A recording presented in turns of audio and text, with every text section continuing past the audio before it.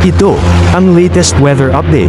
Alamin ang pinakasariwang ulat panahon ngayon dito sa Information TV Educational Channel 2. Tayong dalawang weather system na nakakaapekto dito sa ating bansa at unahin na natin itong low pressure area na huling namataan sa line 555 km east ng Giwan Eastern Samar.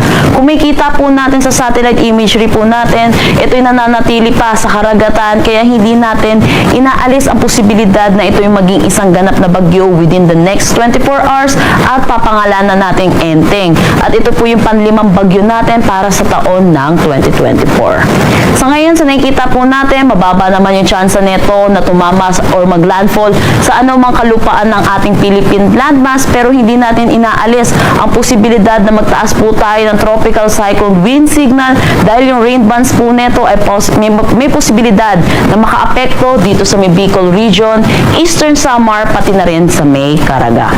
At dahil po dito sa low pressure area ay nakakaranas na ng maulap na papawiri na may mga kalat-kalat na pag-ulan dito sa may Eastern Visayas, Central Visayas, Caraga, Davao region, pati na rin dito sa may Northern Mindanao.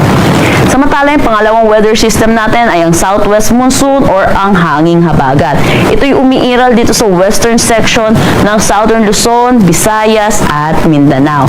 Dahil dito asahan din natin makakaranas din ng maulap na papawiri na may mga pag-ulan dito sa may Palawan, nalalabing bahagi ng Visayas at ng Mindanao or dito sa western section ng Visayas at Mindanao.